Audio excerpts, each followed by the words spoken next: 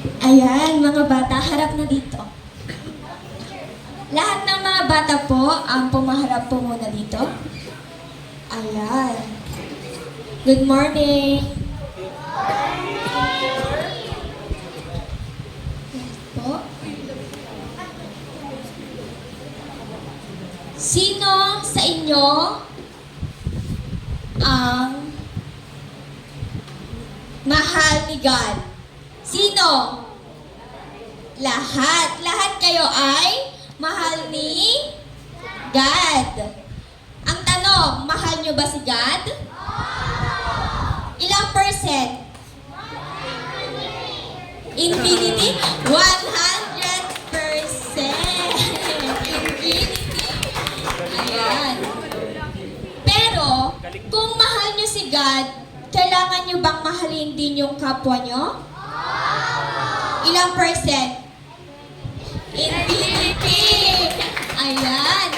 Kung mahal nyo si God, kailangan mahal nyo din ang kapwa. Ang mga kapwa bata at mga nakakatanda.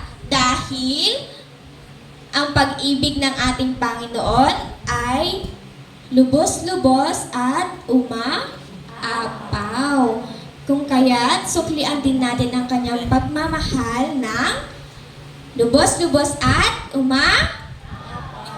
sabay-sabay nyo ang sabihin, I love God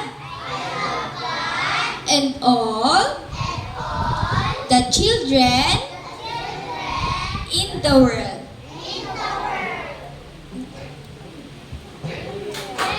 Tayo. Sige, ang pagmamahal daw, infinity, ha? Oo. Paano natin mamahalin si God? Ilang percent? Infinity. Ibig sabihin, walang hanggang. Paano natin mamahalin yung kapwa natin bata? Infinity. Pag ba si Leor binabato mo, love mo? Pag nagdadamot ka, love mo? Paano natin ilalove yung mga parents natin? Pag nag-bless ka sa kanila pagdating sa bahay, love mo sila? Paano kapag sinabing, Leor, bumili ka na nga ng suka. Ako na lang lagi. Love mo bang ganon? Ang pagsunod sa magulang ay love yun. Amen? Very good. At dapat, infinity. Infinity. Walang katapusang pag-ibig. Let us pray.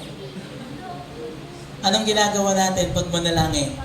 Pagdaupin ng mga palad, ipikit ang mga mata, yumupo at tumahimik. Dakilang Diyos sa madaming banal. It is indeed, Lord, these children are very innocent in your sight.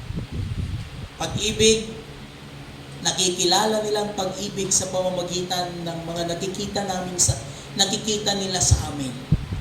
Nawa, Panginoon, kasihan mo ang bawat isa sa amin na ipakita sa mga batang ito ang tunay na kahulugan ng pagmamahal bilang mga mentor na mga kuya, ate, tatay, nanay, lolo at lola nila. Salamat sa buhay ng bawat isang batang narito at bawat isang batang nasa sanlibutan. Ipinagkatiwala mo sila sa amin, O Diyos. At ngayon, pagkalooban mo kami ng paggabay upang sa ganon, magabayan namin ang mga batang ito ayon sa iyong kagustuhan. I-bless mo ang bawat isang bata, Panginoon, mula sa paglalakbay sa pananampalataya at paglalakbay sa buhay. Gabayan mo sila ng iyong Espiritu Santo. Sa pangalan ni Kristo Jesus, na aming Panginoon. Amen.